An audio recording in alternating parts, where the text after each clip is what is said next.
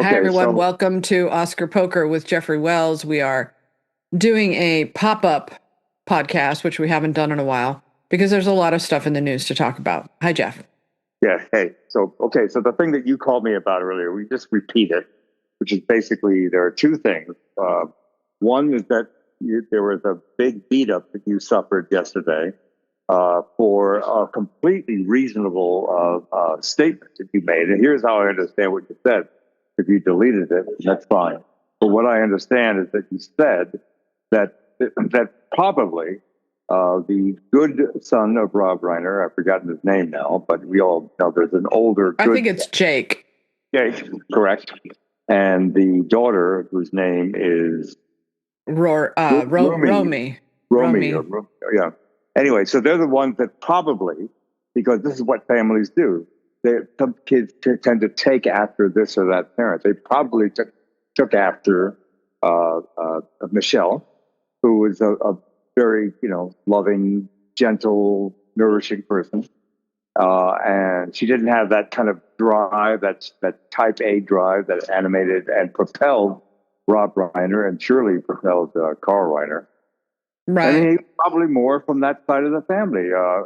But the tragedy, part of the tragedy at least, as far as Nick Reiner is concerned, being like his father and his grandfather, is that it appears that he just didn't have the brilliance. He didn't have the savvy. He didn't have the talent. He didn't have the social skills, any number of things to get there. To get there, which is why he was enraged. I think about the unluckiness of life, which is a lot of people are pissed off about. Maybe tens of millions, probably. I wish I were born in a different circumstance. I wish I had didn't have such an asshole father who treated me bad. Whatever your excuse is. And it's a sad thing, but but life is unfair. And as he got, and we also were saying, and I think that there's something to this. I'm not laughing. I'm just chuckling a little bit because it could be argued that knowing what Nick was going through, this anger that he feels, that what he said rather stupidly and rather unwisely, gauchely, said to at the party, to Bill Hader, he said, "Hey, you famous? Are you famous? What's your name? Are you famous? Famous guy?" Which is obviously a hostile, confrontational, stupid thing to say. It's breaking the rules of movie star behavior around movie stars. You're Of not course, supposed to address them directly. right? Or talk about how big they are, famous, or how Yeah. rich, or anything. You just talk to them like you just met somebody at 7-Eleven and you're Yeah, talking about exactly. something. That's all.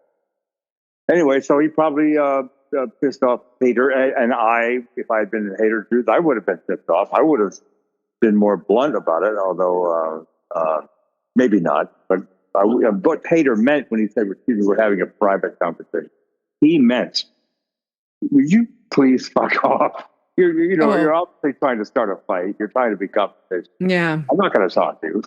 Just blow off, man. Not bother somebody else. Make it somebody else time at the party uncomfortable." Yeah, yeah. He basically brushed him off his shoulder like a piece of Yeah, lint. Yeah. right, right. So I think that given the report, this is Wall Street Journal, whatever, that Nick Reiner, when Hader said that, stared at him, glared at him in silence for an Mm. uncomfortable number of seconds, meaning that Hader pushed a nerve. He touched the nerve. He pushed the button. Yes.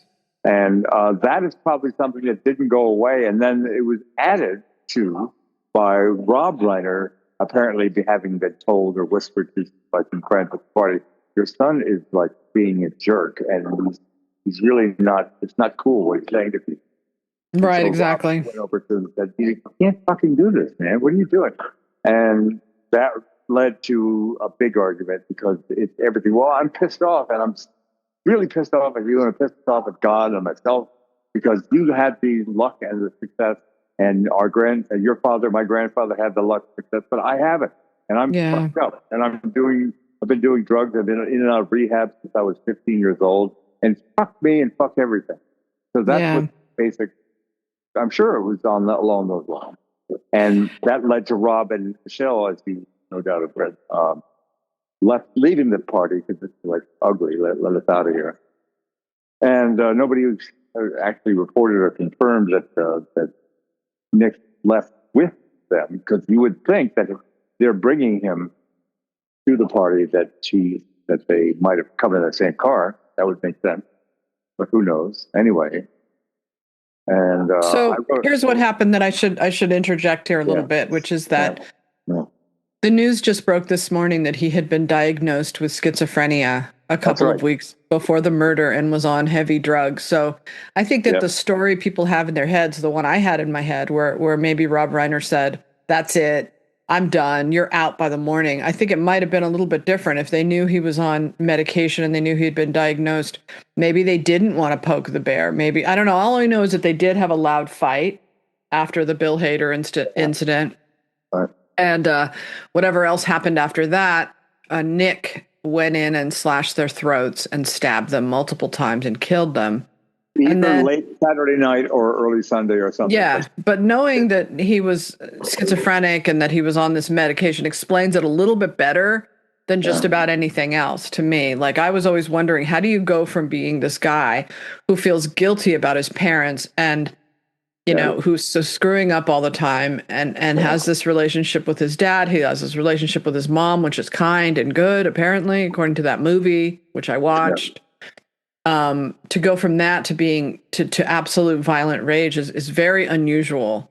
So hearing that movie that you did watch, which I have not watched, it's called Being Charlie, and it's Being Charlie, yeah, and it's about its own situation. And you're saying that Michelle, the character of Michelle, the mother in that film, is depicted in very gracious, very supportive, loving terms. Yeah, and helping him, you know, through his whatever you call it when you're unwinding from addiction, you know, withdrawals, and you're throwing up. She's holding him, and she gives him the keys to the beach house so he can have sex with this woman. You know, they kept seeming to want a normal life for him, and they kept trying to set up a normal, and he kept screwing it up and screwing it up and screwing it up. And but the schizophrenia thing to me makes the most sense. Anyway, the reason that we're talking about this is because now, I live in two separate realities. I don't know about you guys, but I live in like the real world and I live in the online world, and they're very different. The online world is like lifting up Pandora's box and all of these screaming voices, and then you shut it and the screaming voices are quiet. But it's a whole different Sasha Stone on Twitter and than the one that exists in real life. And the people on Twitter, even the people who know me in real life, eventually took that side, you know, after I got quote unquote canceled, whatever you want to say about it. A lot of my friends just decided, yes, she's bad. She's a witch. We're not going to associate with her anymore.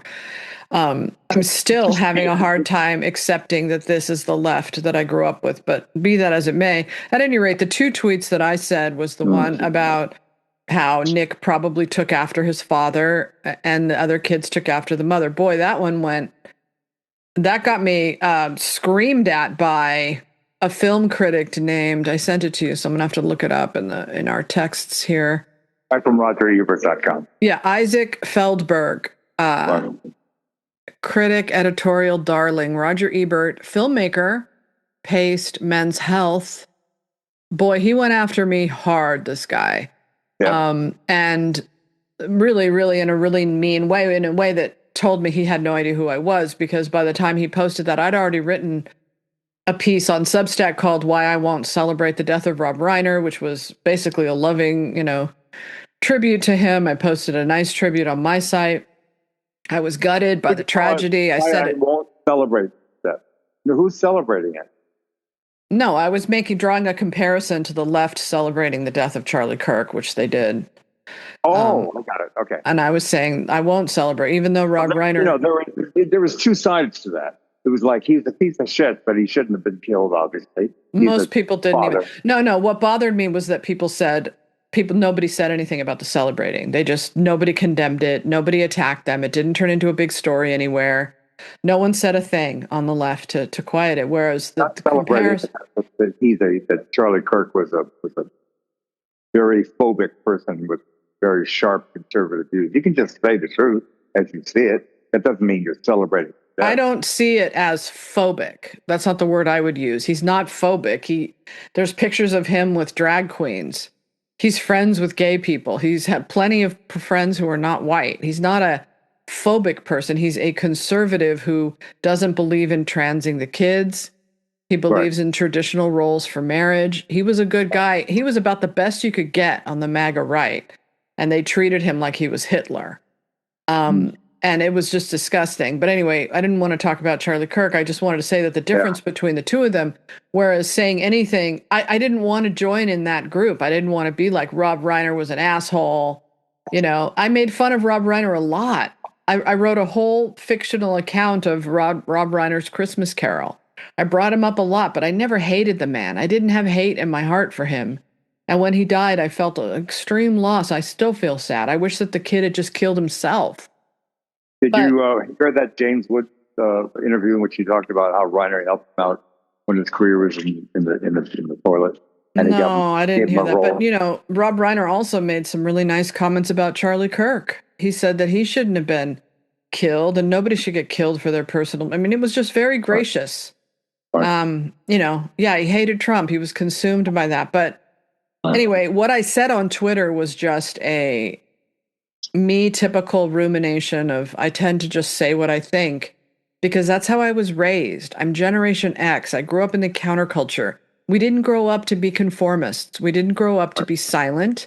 We didn't grow up to self-censor. So this is what has gotten me into so much trouble all these years because these people, these millennials and Gen Z, they haven't been raised that way. They believe that you have to, you know, everybody has to be absolutely on the same page and use exactly the same language and think exactly the same thing. And if you dare step out of the line, we will get you. And they did. They're fascist. They're the very definition of fascism. Yes, if they understood what it meant, they would know that that's what they are. Fascism is punishing people for not conforming. And anyway, so Isaac Feldberg and all these other people were coming after me. Get her ass, beat her ass, you know. And he, you know, he didn't even bother to check out anything I'd written or anything I'd said. He just made some comment about how I was rubbernecking a tragedy and exploiting it. Bullshit. I was making a comment that made, you know, as usual with me, if I hadn't made the comment, I would have spared myself a lot of grief. And I've never learned that lesson. I've been online for 30 years and I've never been pressured to self-censor until the last, I'd say, after Trump won, that's when things started to really change. They were getting there anyway. But anyway, so I deleted the tweet because by then it was ridiculous. It was a feeding frenzy online with people who hate me coming back to, you know, double down. Even like Clayton Davis and Eric Anderson, the Oscar bloggers, piled on. Even a guy named Dave Weigel, who's a Democratic journalist, piled on. It was just like he's the one who got in trouble over that joke that he retweeted. Yeah, remember? Right. Yes. Oh God. All women are bi, and you just have to figure out. Right. I know. Well, I don't want to live in a world where people get into trouble like that. I don't. I'd rather live in a world where it's okay to say things like that. I'm sorry. I'll take Trump offensive over this puritanical bullshit. Anyway, so that was the first tweet. Then the second tweet I got into trouble over was the Bill Hader one, where I said that it was a dick move. I stand by it. I didn't delete it because I think it's wrong. I would never apologize for saying it. I think it's a dick move for anybody to say that, a celebrity to say that to anyone. You know, when you say, we're having a private conversation. Like, who says that? That's a polite way of saying fuck off. I know, but okay, so number one, I think it's a dick move. Number two, if a guy's in a hoodie with crazy eyes who's going around acting weird at a party, if you're smart and intelligent, you understand that this is a situation you back slowly away from. You don't amplify or ignite or trigger somebody who's standing a few feet away from you and looks that crazy. Unless you're suicidal. Now, if you've ever dealt with mentally ill people, and both of us have, because we have them in our families, you know that you have to act a little bit differently when you see one. You have to be a little more accommodating. You have to say, hang on, Nick, let me get your dad. Something like that, you know? You have to be circumspect and, got to dance around it. You can't be blunt. You can't be You can't be mean about it, for sure. You can't be Yeah, blunt. but that doesn't mean that I thought that Bill Hader is responsible for the deaths, which is what they were saying on Twitter, because they're assholes. I think So he definitely triggered it, probably triggered on some level. I think that probably put him in a triggered space, as I just said to you 5 minutes ago. And I think that it certainly activated whatever, hate enzymes he had in him anyway. So I don't think that's wrong. it's Probably, ignited the, because he said he stared at him for a really long time, and that's yeah. what started the fight with Rob Reiner. Now, one could argue that if your son was just diagnosed with schizophrenia and you were worried about his psychotic behavior, maybe you wouldn't bring him to a Hollywood party. Mm-hmm. And you and I talked about Rick, where I wrote a story on Twitter about how my ex-boyfriend Rick, he loved to go to Hollywood parties, and it was his favorite thing in the world. I hate going to them. I never go to them. But because he wanted to go, I accepted an invitation to a party at Pierce Brosnan's beach house in Malibu. Uh-huh. And I brought Rick because I wouldn't have gone otherwise. And Rick was like breaking all the rules. He was like, he drank too much. He was up in the face of Pierce Brosnan. And I could see him getting really irritated. And I could see people getting uncomfortable because this person was acting. Can I just ask a question? I know this happens, but did you, being the adult in the room, did you try to say, listen, Yes. you got to turn it down a little bit? No, I didn't say that. I just gently guided him away. And I quickly got us out of there as soon as I could. I didn't want to hurt his feelings. I loved him. That's just how he was. But now one could argue I shouldn't have brought him, and probably that's true. But I never saw Pierce Brosnan the same way, because I'll tell you, the party you were at with Tom Hanks handled it totally differently. He was actually nice to Rick. He treated him like a human being, and my admiration for him grew, and I never forgot that. The two men, I thought, handled a situation very differently, and I thought that Tom Hanks showed himself to be a mensch, and Pierce Brosnan didn't. You're around Hollywood, know this. There's a hierarchy. And you're not really allowed to treat them like human beings. They're not human beings to you. You're not a human being to them. You're a conduit. You're a person that's going to give them good publicity or help them win an Oscar or, By the way, I wanted to tell you that I got yelled at in a somewhat similar way, not as viciously as what happened to you on Twitter, on X, but I said in my column, what parent brings their crazy son to a party with celebrities? Yeah. And it was Joe McBride wrote back, you were saying that the Reiners are guilty for their own. No, exactly. Why can't they just deal with the first thought? But I made up a story in which Reiner is talking to O'Brien on Saturday, 12/13, or about 2 or 3 hours prior to the start of Conan's Christmas party. Both Reiner to O'Brien. My son Nick is really whacked out now. So whacked, I'm spending tens of thousands each month to have him professionally watched and cared for. But he's also seething and fuming all the time, and he's probably apparently schizophrenic. But I'm afraid that if Michelle and I leave him home in order to come to your party this evening, he might, who knows, maybe whack out, destroy something, maybe burn our house down, who knows? Or kill himself. Maybe they thought he was a harm to himself, So is it cool if we bring Nick with us? He might agitate a few of your guests, and he won't be dressed appropriately. And he might even pull his dick out and urinate on the plant. No, exactly. Leaving him alone. I love my son, Conan, but he's a fucking nutbag, on top of which he's an ape.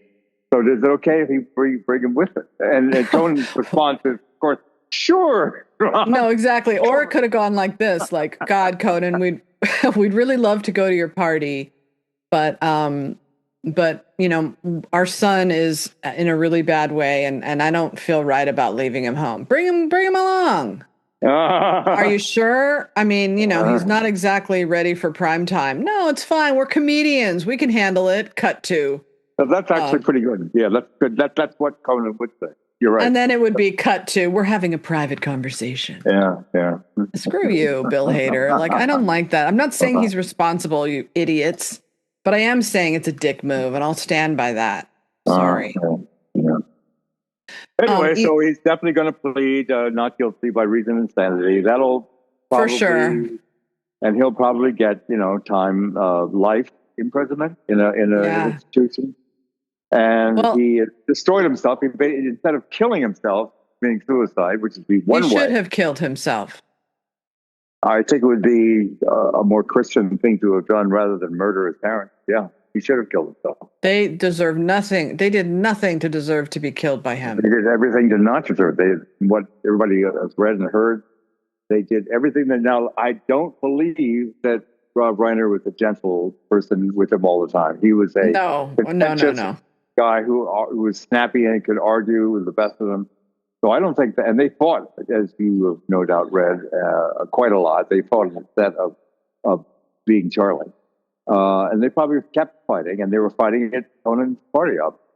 Yeah, So, there's a certain kind of relationship with a parent where, right, anybody who's ever been to therapy knows about this, where you have this unhealthy attachment to them, where you just fight with them because right, you don't really have another way to relate to them.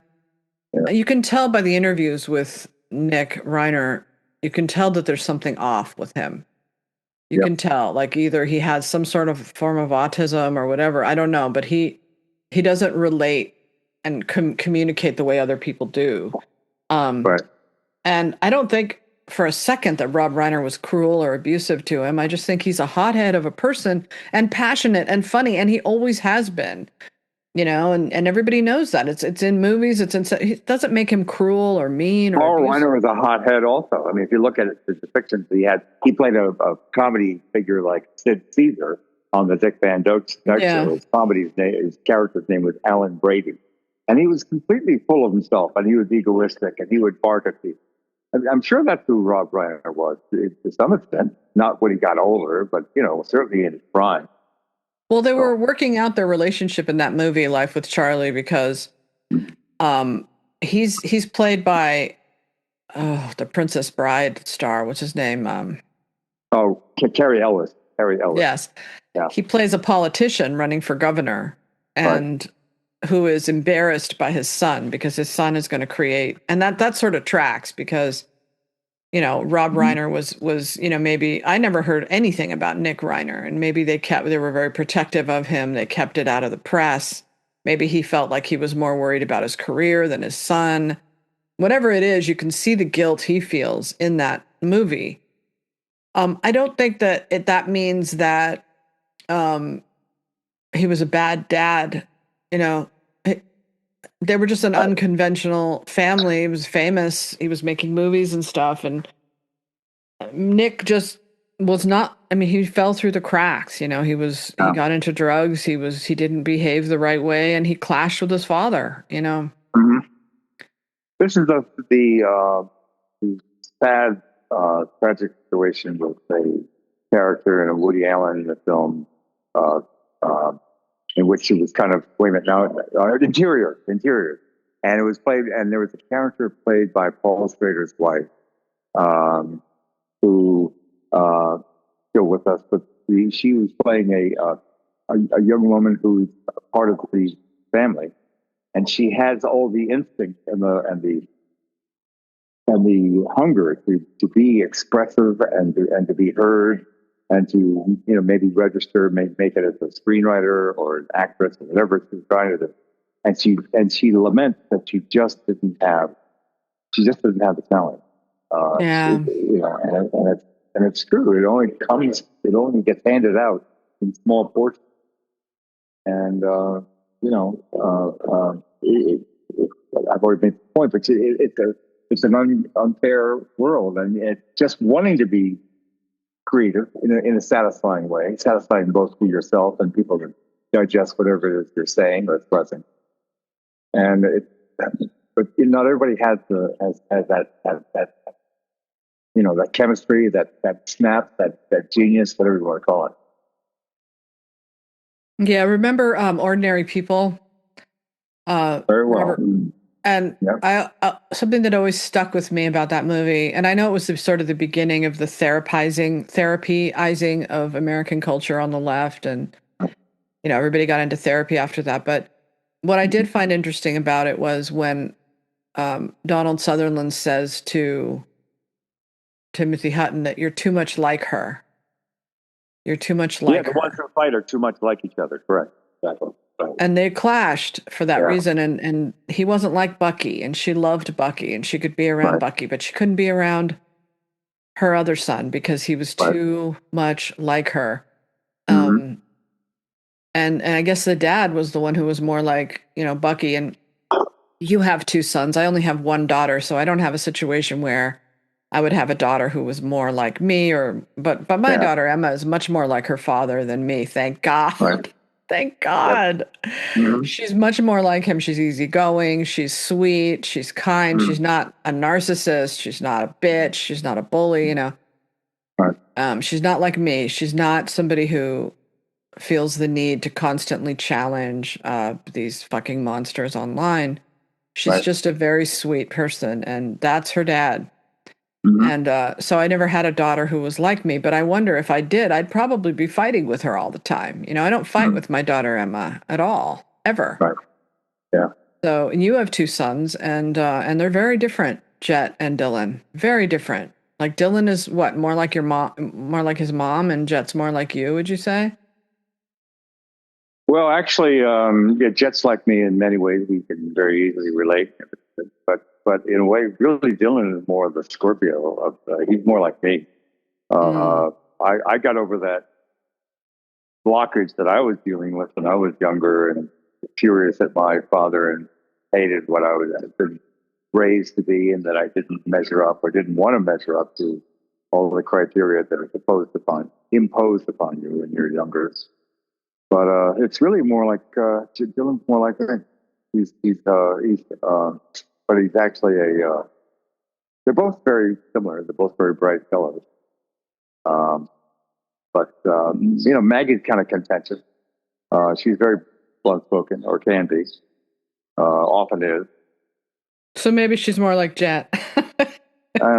Who knows? um, but it is funny how you clash with the children that you're more like. I think that's Yeah. certainly true with my mom, and I think it's a little bit true. I mean, I don't know the Reiners, but all I mean, what I said in my mind was just saying something. It wasn't, but they imposed all of this. They convicted me, as they always do, in the court of public opinion. And in the old days, it would be you're a transphobe, you're a racist, you're a white supremacist. They punish you for posting that thing about the massage parlor, for daring to say that this means Nomadland is going to win. And that's just an honest statement, but to them it means you're a racist. Right. And if I questioned the death of George Floyd, which I did in 2020, because I thought it didn't seem logical to me that a man would commit murder with so many people filming him. Yeah. And I just asked that question. Don't you think it's weird that why would he, and that got me. I was a white supremacist. I was a racist, every terrible thing. Like, they convict you in this bizarre ritual that they have never snapped out of. It didn't even Trump's second win wouldn't snap them out of it. At some point they have to say, like, look at what we've become. We have to calm this down. We can't be like this anymore, Let's switch over to before we start psychoanalyzing our child, our childhood. Can we just talk briefly about Marty Supreme? Because I just wanted to. Sure. I was so excited about it last night. I still got excited about it. I think that it is a blazing kind of. It's so powerful. It's like a tornado, and it was kind of heated earlier a couple of hours ago by Bill McCuddy, who's often commenting on AT. And basically his comment was, if the movie is all tap dancing and bullshit, who do you even care for? He said. It's not a film. It's just a series of sketches about a very unlikable guy. And you can calm down about O'Leary, by the way, who's just playing himself. And I said, well, look, have you actually seen Marty Supreme? Because it's really, and I said to him, it's John Loganish in a way, but he's a charming John. He's not a malicious psychopath, Timothy Chalamet, but a pushy, charming pogo stick. A user, a taker, a grifter, tap dancer, plays a great game of ping pong, crazy artist, obsessive believer, go-go guy on the make. And that the movie is basically, you have said to me that a coming of age film, a growing up film, which it is. But it's also a metaphor for what life is like for anybody who's trying to bust their way, climb their way, claw their way into a difficult profession, to the top of the heap. It means that you have to push and goad and seduce and charm people, and that's what this guy goes through. It's really not about how we're supposed to like him because he's selfish, because he doesn't have much caring for other people, and he lies and he steals. But he does kind of soften up and develop a bit of a conscience, a little compassion towards the end, and that's what's satisfying. It's not, it's not supposed to be a love fest. It's supposed to be a ride that really has power. It has a dynamic energy to it, and a very New York type of energy, by the way. And I just thought it was great. I just had a hugely great, and I didn't expect to like it because I thought it would be like Uncut Gems, which alienated. Yeah. What did you feel about Uncut Gems? Hated it. Okay. Because I didn't like Adam Sandler's character because he was so. Who cares about a gambler? It doesn't make any difference if you win a particular pot or if you win a parlay or whatever. You're still going to be an asshole at the end of the day, and gamblers don't want to really win because they're looking to lose. Basically, they're looking to be punished for something. But that's the psychology. Anyway. I agree. I think that with Marty Supreme, as I was telling you earlier, the ideology on the left these days has become you have to be perfectly formed from birth to be a good or a bad person. If you live during the founding fathers era, you better not have had slaves, for instance. Yeah. If you lived through the 70s, you better not have patted some woman's ass on the set of a movie. You better have been pure from birth and good from birth because we're going to judge you and everything you've ever said and done. And also, so because of that, they need to look at Marty Supreme as a character as good or bad. Is he a good or he a bad person?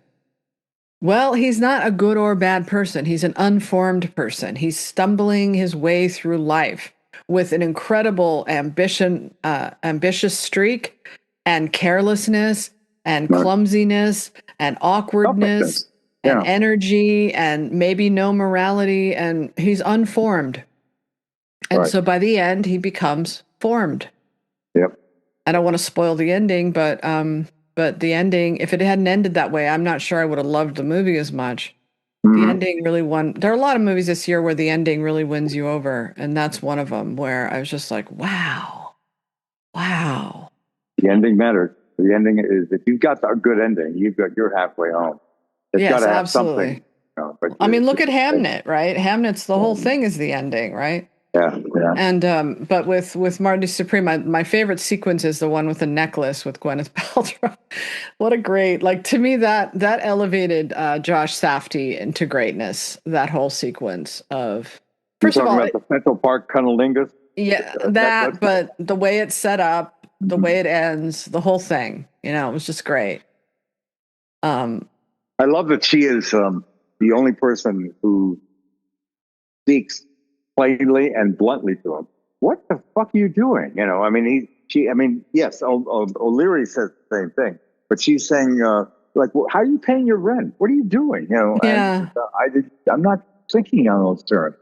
It's just, I believe in myself and I'm going to keep doing this and it'll pay off. I know, it's so funny. Road, He's funny. She's funny. She's really good. I saw her take her kids to that premiere and I was thinking, man, I wouldn't want to be her son and watch that movie with her sitting next to her during that one scene. Yikes. It's a little uncomfortable and awkward. I might have said to him, look, you're going to have to close your eyes for about 5 minutes during this movie. And you don't want to think about your parents. You don't want to see that. Yeah. You don't want that in your head. You'll never unsee it. Every time you go down on a woman, that will be in your head. Every time. Well, it's not that graphic, and yet no, but still, it's his mom. That's. But I thought she was great. She was, but the other woman, the younger woman too, was wonderful. No one's ever going to remember her name, by the way. No, they don't. But she was good. She was good. She's a nepo baby, but she was great in the part. Her name Um, is Odessa Azion, but it's spelled rather with an apostrophe, capital A, apostrophe Dion. yeah, How do you she's got a pronounce it? great. She's one of those ugly hot. Like we might be Yeah, living through an era of ugly hot. You know, that in the '70s there was ugly hot, like Shelley Duvall, Sissy Spacek, yeah.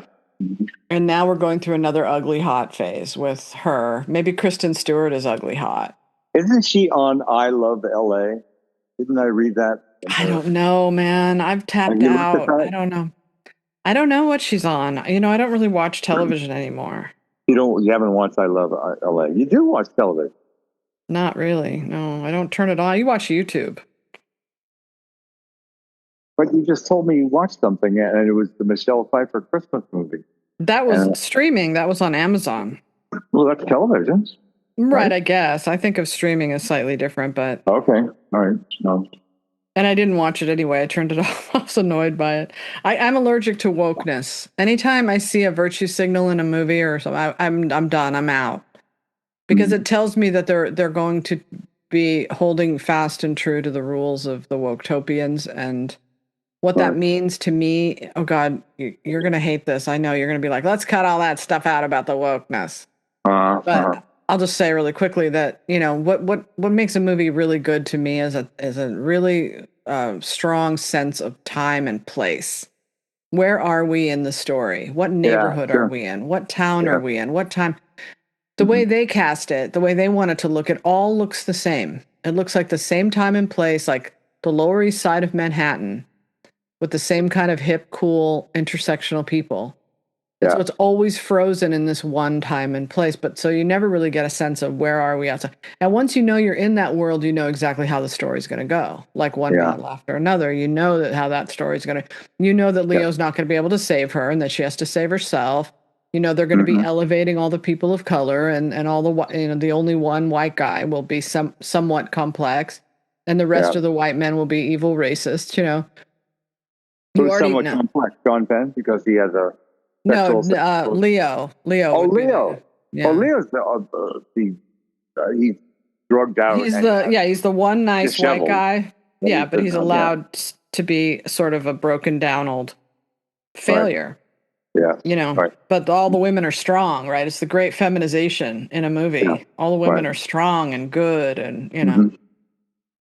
Anyway, that's all I wanted to The say. Saatchi film is blessedly, wonderfully untouched by the whole woke sensibility. It's a completely 1950s movie with, and I love this part, 80s music, which is great. Tears for Fears in a 1950s movie. It's Yeah. really, it's so welcome and it feels so great. It was very Yeah. creative and alive Yeah. filmmaking. I do Yeah. kind of wish that we still lived in the era where Mhm. where the writer of the screenplay and the director were two different people. Mhm. But in the case of Marty Supreme and Josh Safdie, I think that it Right. works that he's both, you know, that he did Hmm. both.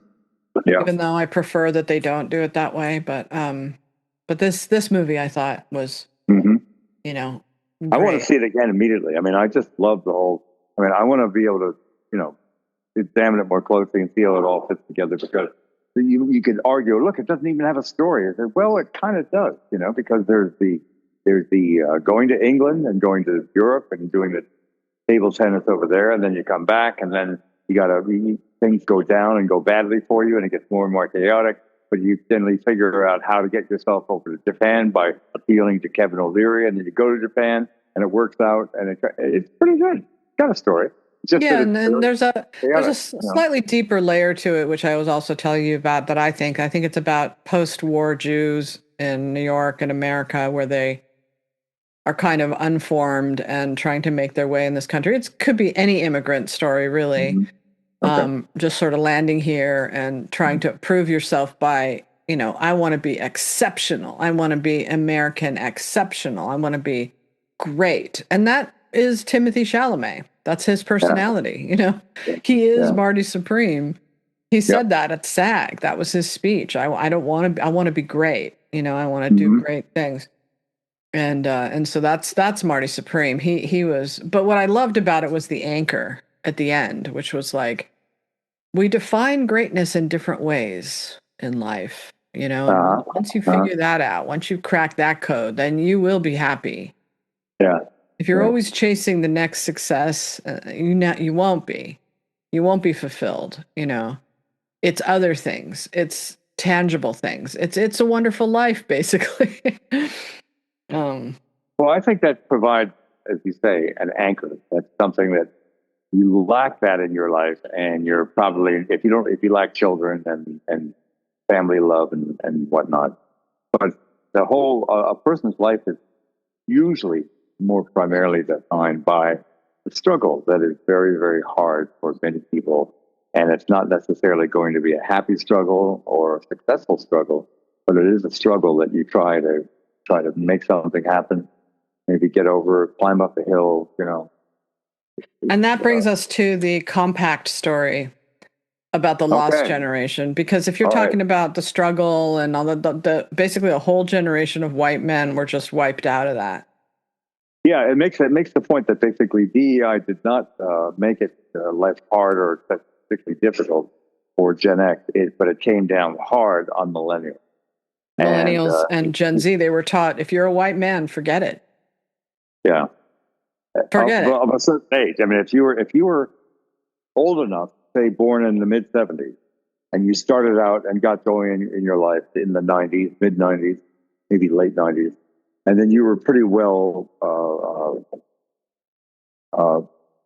networked, and you had your footing, and you didn't really suffer from the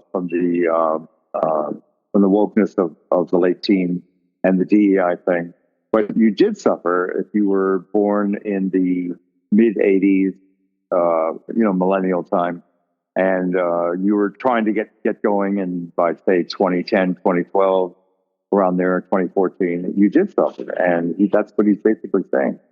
And I I know a didn't lot realize. of, Go yeah, ahead. no, I know a lot of, so it happened really fast and we were all there for it, which was in the article. It says around 2014 is when things started to get really crazy, but it was present before that. I remember when the idea was it's the great feminization as well. It's the idea that, women are the future. We have to elevate women and then we have to elevate minorities. But at Right. some point, a switch got flipped and it was like no white men will be invited to participate in the Nickel Screenwriting Fellowship, for instance. No Yeah. white men will be hired at Disney. No white men will get the animation jobs. No white men will get these spots at university. So, for a generation that was basically raised to be the center of the universe, which, all the Hollywood movies aimed them at boys because boys were the best audience. So, Right. that whole one special boy trope that my daughter grew up watching was Hmm. completely erased. And then it was like, you do not matter. You have to be Leonardo DiCaprio in one battle. You have to defer. You have to Right. decenter yourself from the narrative now. It's not your Hmm. turn. And unfortunately, that's left people like my nephew completely futile with no, like the one thing you can count on in America, the only thing you have if you're born here Hmm. is you have that Marty Supreme thing. You have that Yeah. ability to work as hard as you can, be exceptional, reach for the Hmm. dream. But at some point, they just decided the game is rigged against women and minorities because they can't compete. If you look at Hollywood, that's true. And Hmm. so we're gonna re-rig the game. We're gonna reverse the power hierarchy, and we're Yeah. gonna put white men at the bottom. So it doesn't matter how smart and exceptional you are. There is no place for you in America, Right. which is bizarre. You should be just say the author and say exactly the name, the title of the article, so people can find it. Do you know it? I don't know. It's it's compact. You have it, right? I'm searching for it as we speak, and it's Lost Generation. It's called The Lost the Generation. Lost Generation. Yeah. Okay. And And you, I didn't realize that it was a Matt Walsh thing. Usually, Matt Walsh is picks up on things that have some current, some activity. And he did a whole show, or he just did like a portion of the show on the DEI thing. What did he do? he opened it. Well, he's, as you know, the conservatives have been talking about DEI for a long time. It's what All right. they're mocked for and criticized for and attacked for. And what his point was, this is a way to sort of ease the left back into rational thought, and Uh-huh. that they're never going to remember that they were like that. They're never going to remember that they criticized the right for getting their way earlier, like a year Mm-hmm. earlier, Right. at least a year earlier, if not longer. But they were Mm-hmm. called racists for it. And so the left has to deal with this problem, but they have to do it in a gentle way, just as with the transgender issue, Right. and the other things that make them crazy and toxic for American voters. That Mm-hmm. some of these people on the left are trying to find a way to ease back into normalcy. Like you can't. This, I mean, when you think about put two and two together, right? What are Yeah. the Democrats missing? They're missing white men. What are they losing? They're losing young men, young voters, Right. and they That's want right. them back. And so they have to get them back by eliminating this mess. I don't know how they do it, honestly, because look at Well, they're not Hollywood. going to reverse themselves, with the people that have identified themselves as being progressive and woke and everything. They're not going to say, "Oh, I guess we better back off on that, or No. backtrack on it, or walk it back." That's what they should do, but they're not going to. Yeah. Do you want to read me the quotes that you picked out? Do you want to read those? Yeah. Basically, this isn't a story about all white men. It's a story about white male millennials in professional America, about those who stayed and who mostly stayed quiet. The same identity, a decade apart, meant entirely different professional faith. If you were 40 in 2014, which is, say, born in 74, beginning your career in the mid to late 90s, you were already established. If you were 30 in 2014, born in 84, you hit the wall because the mandate to diversify didn't fall on older white men who, in many cases, still wield enormous power. They landed on us. That's being millennials. By the early 2020s, many journalists I spoke to noticed something else. The young white men who once flooded internship and fellowship pools had simply stopped applying. Gen Z men had absorbed the message that journalism was not for them. This guy's a journalist and a would-be screenwriter. Yeah. The femaleness is striking, a well-known Gen X reporter with impeccable liberal bona fides confided. It's like, wow, where have all the guys gone? So it came as a bit of a shock when David Austin Walsh, a Yale postdoc and left-wing Twitter personality, decided to detonate, this is funny, detonate any chance he had at a career with a single tweet. Quote, "I'm 35 years old. I'm 4+ years post-PhD, and quite frankly, I'm also a white dude," he wrote on X. Combine those factors together, and I'm for all intents and purposes unemployable as a 20th century American historian. Yes. It's bitter and it's, obviously enraged, but it's funny because if you put it that way, The problem. Oh, you want to keep going? You have more to read, right? oh, I don't want to dominate, but No, okay. it's good. I like it. It's good. Keep reading.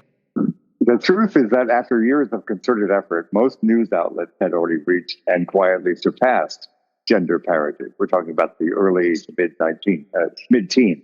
By 2019, the newsrooms of ProPublica, the Washington Post, and the New York Times were majority female, as were new media upstarts like Fox, BuzzFeed, Huffington Post. But then 2020 happened, and the wheels came off. In the aftermath of George Floyd's death, newsrooms tripped over themselves to stage a reckoning, quote unquote. The New York Times solemnly promised sweeping reforms on top of the sweeping reforms it had already promised. The Washington Post declared it would become the most diverse and inclusive newsroom in the country.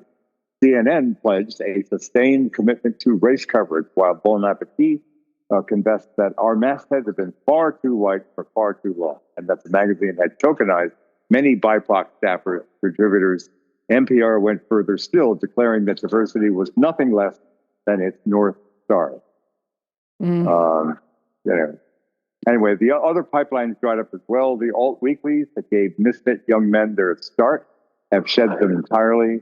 There are no white men on the editorial staffs of the Seattle Stranger or the staff of Indie Week. As late as 2017, there were 6, white men atop the masthead for the Portland Mercury. By 2024, there was just one, the boomer editor-in-chief. By the early 2020s, many journalists I spoke to noticed something else. The young white man. Oh, I'm repeating myself. Anyway, okay, Yeah. so that's pretty That's much all good stuff. Good stuff. yeah, But the thing is, yeah, what, I've been writing yeah, about this a lot on my site for years, yeah, much to my, and the thing about the left that I realized is that you couldn't save them. There was no saving this problem. It was too yeah, big. And right, that's why many of us have gone to the right, because at least there, even though I don't yeah, agree with all the policies and the politics at all, yeah, there's freedom of thought, freedom of yeah, speech, yeah, and that's all that really I found that matters to me more than I ever could have imagined it would. But I never thought that would be threatened on the left. And I love how they're all out there pretending like they're the side that cares about free speech when they're not. They never were. There is no such thing as free speech on the left. You know what you're not allowed to say. You know that even if you make harmless tweets like I did, they'll go yeah, after you for days. They'll deplatform you. They'll try to destroy your business, everything. yeah. You did nothing to deserve what you got. Nothing. No, I didn't do Um, a damn thing, but they decided that there was a racist element in my saying that Chloe Zhao will almost certainly now win the Best Director. If there's any doubt about that, that doubt is gone because the overall emotional reaction to the horrible murder of massage parlor women in Atlanta who were primarily Asian. That's going to seal the deal in a way because it's part of the cultural, soup, if you will. yeah, So, just like yeah, one battle after another is going to win because of Trump, because of the policies of immigration and all that. yeah, right, That's, right, everybody knows that. It's just that they punish you, and then what that teaches people is to be quiet about what you really think. yeah. And that's a killer for a community supposedly rooted in art and truth. A killer. So that's why Here's my, all this shit sucks and no one wants to watch movies anymore, because they know they can sense it. They have a bullshit detector. They can tell that people aren't being honest. yeah, And I'd rather be honest and a witch and attacked than be one of them in a million yeah. years. They're interchangeable. No one will remember anything they say or think about them at all. Now, Um, this is a quote that I'll hold to my chest and keep in my wallet for the rest of my life. It's one of the funniest quotes. It's from the same article. And basically, it's a quote by this guy named Peter who had left journalism and chosen this for the tech world. And his quote is, "It's a lot better to actually know you're about to get hit by a car than not know." I think that's hilarious. I'm sorry. that's true. Anyway, Yes, absolutely. Although I will say that some people have said that when you're drunk, you tend to survive things because your body doesn't know a collision is about to hit you, and so you don't tense up. And when you tense up, you tend to break more bones. that's funny. Um, but that's neither here nor there. Uh, But yeah, what's I your mean, basic Go ahead. I Yeah. Hollywood is not salvageable until they Mhm. move through this mess. Yeah. And America's not designed for this. This is Marxism. This is communism. This Yeah. isn't America. America's designed dog eat dog, for better Right. or worse. That's the Mhm. system. The capitalist Right. system is, survival of the best and the brightest. And Right. yes, that has been white men for a very long time. White men have been bred to be the best and the brightest and the smartest, and so a lot of the most successful directors and writers and chefs and photographers and Yeah. designers and architects and soldiers and generals have all been men. And that's a Mhm. fact. You can't change that by saying, I want Kristen Stewart to be a director now. Mhm. You can't change the fact that David Fincher will always be a better director. And Mhm. he's the guy. Yes. Alfred Right. Hitchcock, Stanley Kubrick, Martin Yep. Scorsese. Yep. If you want to add woke Paul Thomas Anderson to that list, go ahead. But Mhm. Mhm. I don't see him in that. I never have. But Yeah. anyway, do you want to talk? I'm just saying, like, America is designed for all of us to have it. That's what I loved about this country when I'd go to other countries. I love the fact that there was no class system here, and that anybody can build a business, anybody can write a novel, anybody can write a script. And yes, there were a lot more barriers before than there are now. The barriers now are all ideological. There's no like you can just start and make a movie. But if you're a white guy, you're not invited to the party. Nobody cares. You're to defer your Younger white guy. This is what because what it says in the article is that all the older white guys are the ones at the top running all this Yeah, stuff. And so they that's have right. to signal their virtue by not hiring younger white That's men. right.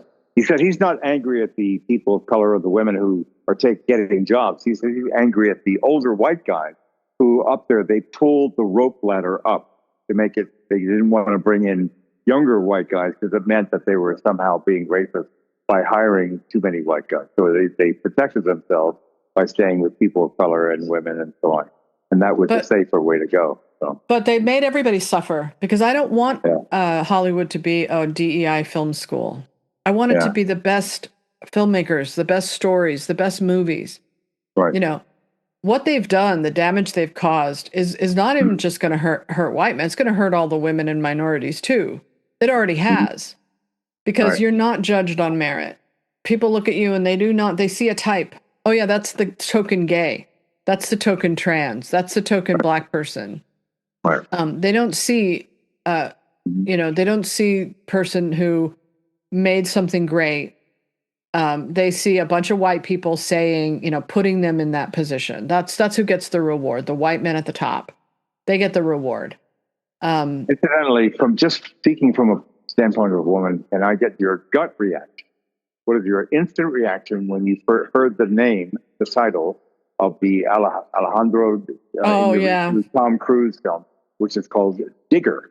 And I'm intrigued. Well, my point was that it's obviously extremely male. You would never say Kristen Stewart would never make a movie called Digger, but it's basically obviously heavily male, it's got that vibe to it. And what you're more, I guess, you're not as ardently feminist in the sense that you'd like to see more. You just evaluate films, titles, properties based upon what they seem to be, what they sound like. But I would imagine there's a lot of women out there who are going to be like, maybe not for me. Maybe. I don't know about that, but all I know is that I hope it's not like his last movie.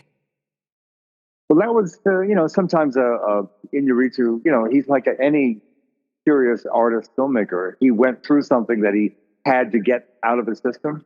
And so it was kind of like a story that he went through, and it was about basically autobiographical in some sense. Yeah, so, this is why I don't like writer-directors. I think that they run out of material, and it's better when they can bring in a screenwriter or adapt a novel and draw from other material, other stories. That is right. That's true. I think it is. After a while, you do run out of material. I feel like Inarritu has, with Bardo, I felt like he's done. He's run out of stories to tell. He had that one story, and that was it.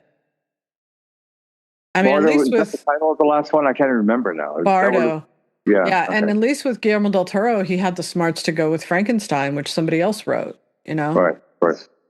So that's, in my opinion, when you're at that point, you should start directing other people's writing. But maybe it'll be good. I don't know. Yeah. It's a comedy. It is being sold as a black comedy, so I kind of like that. I like the Saul Bass title treatment, a comedy of catastrophic proportions. That kind of, that's talking to me. I like the idea of that. Yeah, and I love Tom Cruise, and I'd watch him in anything, honestly, even bad movies. I hope it's good. Yeah. So what are you thinking about the Oscars? Should we do a little Oscar talk quickly? There's nothing to say about this year's Oscars. There's nothing. It's over. It's all boring now. There's nothing to get excited about. And I know. I wish that there were, something that was, that you could argue passionately for or against. And I just don't. I just don't feel any excitement. I don't know what it is. It's just because it was a week here because of writer's strike 2 years earlier. I don't know what happened. But I do know that 26 is a much more exciting year than 25. Oh yeah, let's do a little of that. Just before, what do you think of the Netflix Warner Brothers deal? I think it's horrible. And like everybody else, I feel that. I mean, I believe in brick and mortar theaters. I believe in the spiritual ride that I've been taking with seeing movies theatrically. Largely the last 15, 20 years at film festivals, that's the best way to see movies. But to have even the degraded AMC experience, which I'm no fan of, and I hate watching those awful, ugly trailers for those awful, ugly movies that are coming. But there's something, Spielberg did a little video about, something happened. You don't know anybody in the room. They don't know you, but you're there together and you're feeling something together. And it really seems to sink in on some level. If you're sitting in the fifth row, you can kind of feel what everybody else is getting from, sense it, without hearing from them, without anybody having a discussion after the screening. And it really does seem to be something that is, you really feel it when you're in a full house of smart journalists that's done its film better. It's really something. But you get a semblance of that sensation, that awareness when you're seeing a movie in a little AMC plex. I was at the AMC Lincoln Square yesterday watching The Housemaid and watching Marty Supreme. And it's, wow, I could feel it. And I was glad I was there, even though I hated the whole vibe of waiting through the trailer.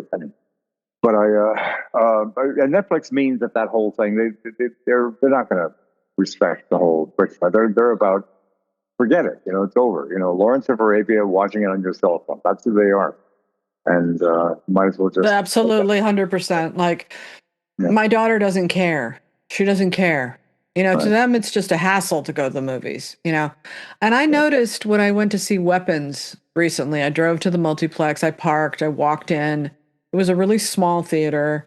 Mm-hmm. There was maybe about 20 seats or something, really small, like almost felt like an airplane. Right. I sat down and I watched this movie. People were talking and chattering and eating. And then I got in my car and I drove home. And I felt, for some reason, something about that made me think this is just over. This is all just over. This is never coming back. Because the people in the theater didn't seem to be particularly quiet or respectful. Well, no, because the screen wasn't that much of an improvement from my beautiful television at home. Oh, yeah. Just the driving to and the money spent is more than you'd spend on a content platform in 1 month. Right. You're spending money that you could get Netflix for a month. The movie is okay, but I could have waited to see it on streaming. Yeah. What movies, event movies will be the future, like Chronicles of Narnia and the Odyssey and stuff like that, where you're, that the Sphere in Vegas, they're doing that AI Wizard of Oz thing. I would actually love to do that. I would too. I'm so into it. It's like fully immersive, like you can feel the wind and the. Yeah. I think that's the future of movies right there. It's not, they're going to go big. The middle part is what's going to be gone, is the multiplex, and that's gone. That's like the drive-in. It's over. We all loved the drive-in too, couldn't preserve that. No. Those old movie houses that we all loved, those went away and they replaced them with multiplexes. And when they did that, they degraded the experience. Okay, I'll just reel off the top 20 for 26. The ones that I feel unmistakably are going to be at least interesting, and many of them are going to be pretty good. But just one before you do that, one last thing on this. Yeah. I feel really lucky to have grown up in the era of movies and movie theaters. Oh, I feel blessed. I feel blessed by that. I mean, what a blessing it was. I just love that I saw Sleeper as a kid in a movie theater, and I saw it with an audience, and we all experienced it at the same time. Yeah. I love movies and movie theaters, and so I'm not sitting here saying that I want it to go away. I'm saying that it doesn't matter what I want, It's going to go away. God, if you wanted it, and I have that access to seeing it with good people, full houses, excellent screening conditions, new movies, best people, it's a wonderful thing. But the average person is not going to ever. No, and especially after they went woke. Because now you're not only going to the movies, you're going to school. They're going to teach you how to think and what to want and what to like. And nobody wants to pay for that. Nobody. Not even progressive liberals. So anyway, go ahead. Okay, Rigor. We just talked about it. Alejandro Gonzalez Iñárritu, Tom Cruise.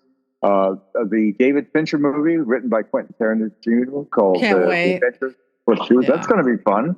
You know we're going to have fun with that Absolutely. one. Yeah. The Odyssey, you just mentioned that, the Chris Nolan, which I don't particularly think is going to be all that great, but there's an a untitled UFO movie, which a trailer just came out for it, and I can't remember what it is now. It's Disclosure. Spielberg. Yes, Disclosure something, but not Disclosure. It's one more word: Disclosure Day or Disclosure Date or I don't something. know. I thought it was Anyway, just disclosure, so I guess I got that wrong. there's a Luca Guadagnino's next film is called Artificial, which is an AI movie, and it's apparently personality driven. There's a Martin McDonagh film called Wild Horse 9. There's Joel Cohen, not the Ethan, but Joel alone doing a movie that is historical called Jack of Spades. There's a Ruben Ostlund satirical comedy called The Entertainment System is Down. He's been talking about that for 2-3 years. Mm. That's finally coming out. There's a Christian Mungiu film. Christian Mungiu is magnificent in my book, and it co-stars Renato Reinfe and Sebastian Stan, called Fjord, Fjord. There's a Farhadi film called The Parallel Tales. There's Didyakintsev, who's been out of the picture for some time because he got sick with COVID way back, and he never really it took him forever to recover. It's called Minotaur. There's a Lucas Daunt film called Coward. There's Malik. If Malik ever brings out his Jesus movie, Way of the Wind. There's a Zach Krieger has a new one, basically another horror film, Resident Evil. There's Pavel Polakowski's 1949, which he's the one who did Yeah. Cold War. Cold War. And there's Switzerland, a movie about Patricia, who wrote Strangers on a Train. The woman who's Patricia. Highsmith, right? Talented Something Mr. Ripley. Yeah. Anyway, Highsmith, I think her last name is. And then there's Anton Fuqua has a movie called Michael. There's Aaron Sorkin, the follow-up to the social network called The Social Reckoning. And there's a Tony Gilroy movie called Behemoth. So that's pretty good. That sounds like a pretty interesting. Well, let me just put it this way. The ecosystem that you survive in and that I survive in is not threatened. There will always be room for Fashion Week, which is the Oscars, which is a select group of people are invited to watch certain movies for film awards and film critics purposes. Right. What we don't have anymore are breakout movies that, like The Godfather, like Jaws, like Silence of the Lambs. These movies, Hollywood doesn't make those kind of movies anymore because, as we just talked about, they sacrificed merit. And so they can't make movies like that anymore, unfortunately. And they've lost their audience. So the future of Hollywood is going to be this. It's going to be these big event things like Sphere, which I think is kind of cool. I'm into that. You know how much the tickets for to see The Wizard of Oz? It's like 150. I know, it's a lot. I'm telling you, that's the future. It's an event movie, so it's not something you can get on streaming. You have to go to the theater to experience it. That's the future of big movies, and the future of small movies is just Netflix streaming. Right. Yes. Yeah. A couple of little theaters here or there, and then dumped on streaming. I can't tell you the conversations in my alternate life as a limousine driver, how many times I've spoken to very smart, very nice people, mature people, women, couples. They haven't even heard of Honora. They haven't even heard of sentimental value. They haven't. Of course not. They don't even know they're out there. I mean, let me just tell you a quick story. In 2009. I joined up with these mothers in Laurel Canyon. We had this group called Mother Daughter. Right. And the women were very progressive. One was an NPR reporter. One was a Pilates teacher. One was an artist, the sister of a guy in a rock band. These are all very modern, progressive, feminist women in Laurel Canyon with daughters. And the subject of, this is 2009. The subject of movies came up. And I said, do you know what's going to win Best Picture? And they all said Avatar.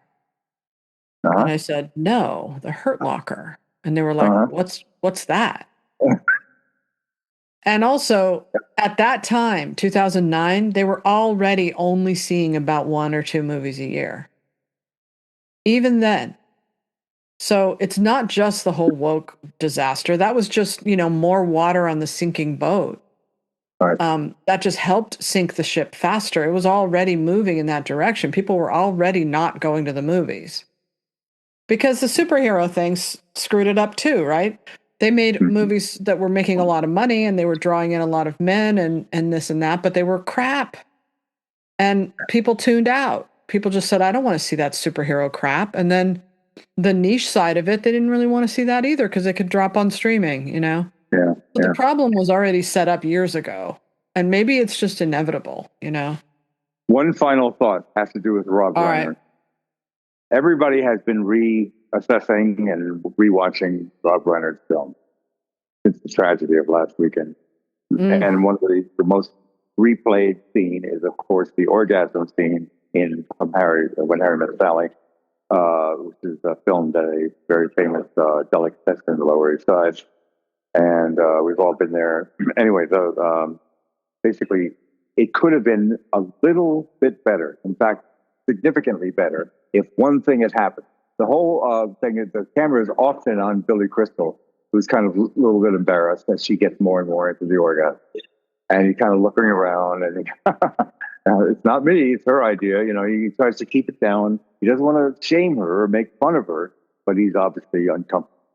If he had done what Oliver Hardy, when he couldn't take Stan Laurel's excessive behavior, like when Stan Laurel would start whining and crying about something that he was sorry for, or he'd done something, Oliver Hardy would break the fourth wall and look at the Yeah. camera and take a slight breath and go. He's looking at that. He did this over and over again. He's one of the first film stars really to break the fourth wall. If Billy Crystal had done the same thing, if he just, without making a big deal, just looked at the camera and took a breath and wheezed out like, okay, I'm stuck. I have to endure this. I would have loved it. That would have been much better.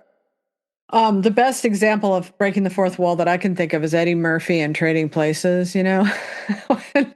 the old rich guys. I remember the film, but I don't remember the fourth Yeah, wall. no, there's a great scene where the rich guy's trying to explain something to him in a really condescending way. Something like, this is money. We use it to buy property or something.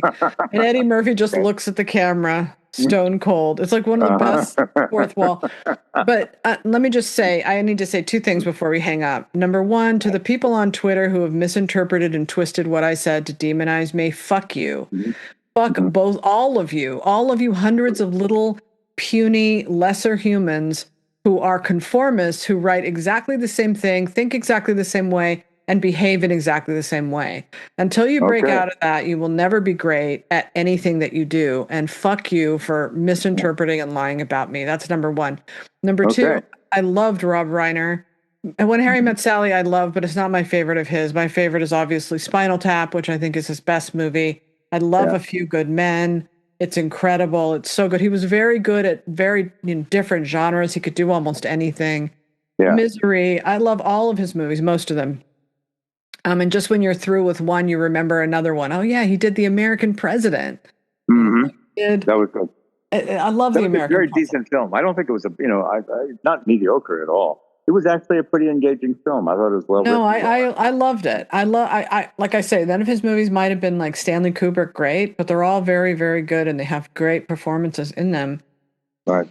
That orgasm scene I never liked.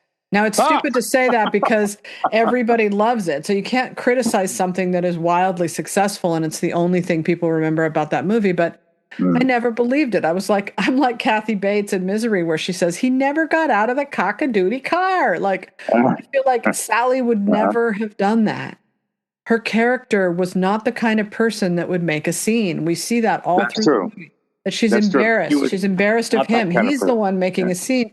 And she's always conscious of what people think about her. That was not a Sally thing to do. Yeah. I agree with you. You're right. Yeah. But you can't say something wasn't good if it's like one of the most famous scenes in film history. Yeah. And I would never want to take that away from him, but I always felt that way. I always felt like, I don't buy it that she would do that in a million years. But it was a point well taken. It made the point well, which is you don't know when women are faking orgasms. You cannot tell. Trust me. True. Yeah. Yeah. Anyway, it's a great movie, and Okay. I loved it. Yeah. I really did love all of his movies, and I loved him. And I'm sorry that this happened, and it's disgusting. And I wish that things had gone differently that night. That's all. Yeah. Okay. All Let's do it right. again. Soon.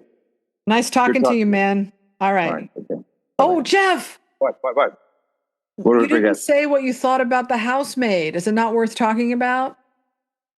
Yeah, I said it online. I basically said there's a line that Kirk Douglas says in Paths of Glory, the Stanley Kubrick film, when he's summing up the defense argument, and he said, "Gentlemen of the court, there are times when I'm ashamed to be a member of the human race, and this is one such occasion." That was what I felt when I was watching it. So I was No, you disgusted by it. didn't. Uh, no And here's way. no, I felt appalled and sickened by it. And basically, here's a friend who's saying, "Oh, come on, it's cleverly staged and directed. It keeps surprising you. Does it fit into the new ideology? Yeah, but so what? That doesn't make it a bad movie. It would be a good if an evil woman was the enemy, a la Fatal Attraction. Yes. Would it be a good movie?" Yes, And I said, and the curse of the woke strikes again, you right? can't have an evil woman now. You know perfectly well that Glenn Close-like witchy villains are verboten in movies today. I know, and it's completely ruined my favorite genre of crappy fiction, which is psychological thrillers. Now it's like every woman has to be redeemed, and every villain is a husband or like a boyfriend or a man. It's like, come on, give me something else. We love our bad girls. We love Gone Girl. Anyway, the my point is, he said, the villain the housemaid represents and expresses a primal paranoia about male behavior. The villain in Fatal Attraction, like Close, represents and expresses a primal paranoia about female behavior. Now, how is that so different? Why is one cool And and the guess other? which movie tells the truth and which movie is a lie? Glenn Close and Fatal Attraction is the perfect movie about a crazy bitch. And Yeah, crazy bitches do live in the world. Yes, abusive men do too, but they've been squeezed out of our culture pretty much. They don't yeah, exist on the same level as they used to, and they're going to keep telling that story. That's what you yeah. want to feel? No. My response was, look, Adrian Lyne's 1987 film, it's a classic. It's so much better than this god-awful The Housemaid. And he says, yes, it's 10 times better. Fatal Attraction is a classic. The Housemaid is a well-made piece of disposable pulp. But my point is that neither movie should be condemned for its primal, overheated sexual gender politics. So anyway, okay. Well, we'll see. We'll see how it is. That Yeah. opening this weekend? It is, It right? is open Housemaid. as we speak. It started playing last night. All right, let me look at what they're saying on Deadline about the box office, and then we'll hang up. Let me just quickly look what Anthony is saying about this weekend. Anthony D'Alessandro. I would just bet, being cynic that I've always been and always will be, that the housemaid is doing better than Marty Supreme. I would guess, because a lot of women are going to want to come to that, and it's basically going to be a hit with women of a certain age. I'm guessing. Well, Anthony hasn't given his update, Okay. unfortunately, yet. Let's see. Is there no?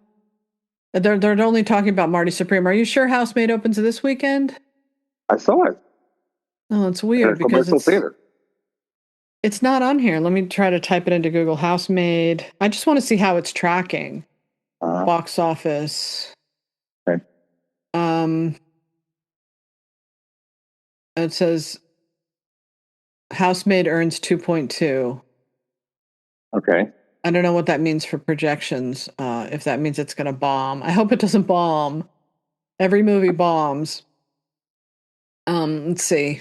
Anyway, I'll try to figure that out on my own. Not waste your time. All right. It was nice talking to you. All right. And Be have a well. good one. Okay. Take care. All righty. Bye bye.